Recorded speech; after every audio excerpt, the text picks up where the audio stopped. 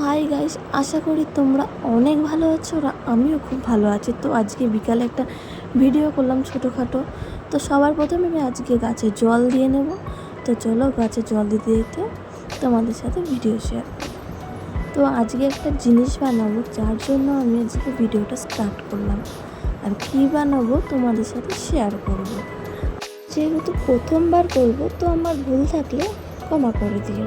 তো চলো পুরো গাছে জলটা দিয়ে আর দেওয়া হয়ে গেলে আমি আজকে কী রান্না করবো সেটাও দেখাবো। তো চলো। তো সবার প্রথমে আমি মশলাটা বেটে নেব, যার জন্য আমি পেঁয়াজ কেটে নিচ্ছি, আদা রসুন কেটে রেখেছি। তো এটা আমি বেটে নেব। তো সব এক জায়গায় নিয়ে কিছুটা পেঁয়াজ তার মধ্যে দিয়ে আর কিছুটা পেঁয়াজ আমি কুচানো সরিয়ে রাখবো, যেহেতু আমার পরে কাজে লাগবে। তো যেহেতু আমি ফার্স্ট টাইম বানাবো, কী করে বানাবো বুঝতে পারছি না। তো যেমন পারছি তেমনভাবে বানাবো। তোমার বাটা কমপ্লিট। তো এরপরে আমি আলুটা সেদ্ধ করবো। সেদ্ধ করার সময় কী করছি না, পেঁয়াজ আদা রসুন বাটা তো একসাথে দিয়ে আমি সেদ্ধ করতে বসিয়ে দিয়েছিলাম। আমি একটা ভিডিওতে দেখেছিলাম, তার জন্য। তো আমি অনেকটা সেদ্ধ হওয়ার জন্য আমি এটা ঢেকে দিলাম। তো এই যে আমি এটাতে করবো, তো এটা ধুয়ে রেখেছিলাম ও দেখালাম। আর এই যে পেঁয়াজ কুচি, আর এই যে আমার আলুটা অনেকটাই সেদ্ধ হয়ে গেছে। দেখতেই পাচ্ছ যে জলের রঙ অন্যরকম হয়ে গেছে, আলুর কালারটাও অন্যরকম হয়ে গেছে। তো এবার আমি আলুটা তুলে নেওয়া হয়ে গেলে এবার কড়াইয়ে আমি কিছুটা তেল দিয়ে নেব। তো আমি কিছুটা তেল দেওয়ার পরে এর মধ্যে আমি এখন পেঁয়াজটা ভেজে নেব। একটু চিনি দিয়ে নিলাম, নিয়ে পেঁয়াজটা লাল লাল করে একদম ভেজে নিয়ে নামিয়ে নেব।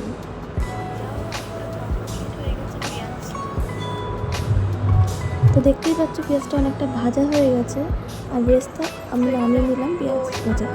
এবার আমি মাংসটা ধুয়ে নিয়েছি, নেওয়ার পর এর মধ্যে টক দই, টমেটো, আদা রসুন বাটা সব রকম মশলা দিয়ে মাখিয়ে নেবো আর মাখিয়ে কিছুক্ষণ রেখে দেবো।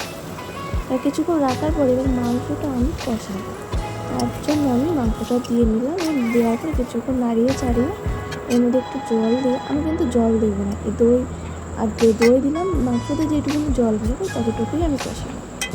এটার মধ্যে ধনে গুঁড়ো, লঙ্কা গুঁড়ো, জিরে গুঁড়ো সব একসাথে একটা বাটা মশলা ছিল, ওটা আমি দিয়ে নিয়েছি।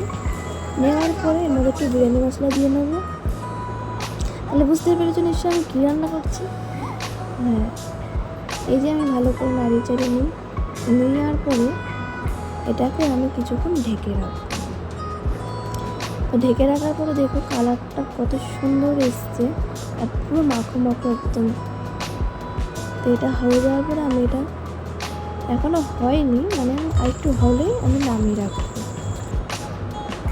তো প্রায় আমার কমপ্লিট। এই যে আমি নামিয়ে নিয়েছি। এরপর আমি ভাতটা বসিয়ে নেব। ভাতটা বসানোর সময় এর মধ্যে দিতে হবে বিরিয়ানির যত রকম মশলা, গোটা মশলা আর সাদা তেল। এবার কী কী মশলা আমি জানি না, যেহেতু আমি প্রথমবার করছি।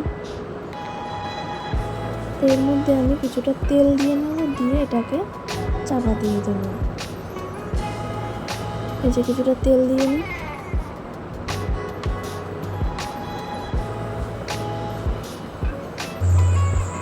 কিছুটা তেল দিয়ে এর পরে আমি দুধের মধ্যে একটুখানি বলে গোলাপ জল, কেওড়া জল সব কিছু ভালোভাবে মিশিয়ে নিয়েছিলাম। নেওয়ার পরে আতরও দিয়ে দিয়েছিলাম। তো ওটা রেখে দিয়েছি কিছুক্ষণ।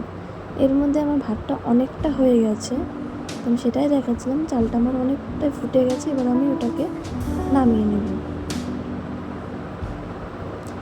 তারপরে আমি গামলার মধ্যে কিছুটা ঘি দিয়ে মাখিয়ে নিলাম। মাখানোর পরে এর মধ্যে এক লেয়ার মানে ভাত দিয়ে নিয়েছি। এরপরে আমি মাংস দিয়ে ঘি দিয়ে পুরো এটা ডেকোরেশন করলাম। তারপরে আবার দ্বিতীয় পার্টও তাই করবো কিন্তু। এরপরে ঘি দিলাম, বিরিয়ানি মশলা দিলাম, দেওয়ার পরে এরপরে একটুখানি যেটা আমি গুলিয়ে রেখেছিলাম সেই জলটা একটু দেবো, মানে দুধ, কেওড়া জল, গোলাপ জল ওটা কিছুটা দিয়ে নেব। দেওয়ার পরে উপর থেকে আবার চিকেন দেবো। পুরো সাজানো হয়ে গেলে তারপরে আমি এটাকে আবার এক লেয়ার ভাত উপর থেকে দিয়ে দেবো। তো এই যে আমার ভাত দেওয়া কমপ্লিট। আর যেহেতু বন্ধু একটা কথা বলি, আমি নিজে একা একা ভিডিও করেছি, খারাপ হতেও পারে বা নড়াচড়া লাগতেও পারে, যার জন্য আমাকে ক্ষমা করে দিও, যেহেতু আমি ফার্স্ট টাইম ভিডিও করছি। এই জন্য আর এক লেয়ার মাংস দিয়ে নিলাম। দেওয়ার পরে এরপর আমি এরপরে আবার ভাত দিয়ে দেবো। এই যে কিছুটা এবার সাজিয়ে নিয়ে পুরো পেঁয়াজ বেরেস্তাতে দিলাম। তারপরে এর মধ্যে মশলা দেবো, ঘি দেবো, আর যেটাকে গুলিয়ে রেখেছিলাম দুধ, কেওড়া জল, গোলাপ জল আর কি না বলে ওটাকে, আতপ দিয়ে এটাকে পুরো সাজিয়ে নেব।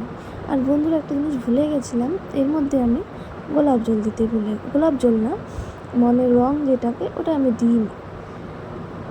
তো তাও ভালোই টেস্ট হয়েছিল।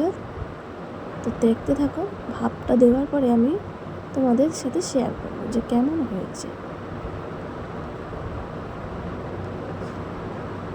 এটা এখন আমি আটকে দিলাম।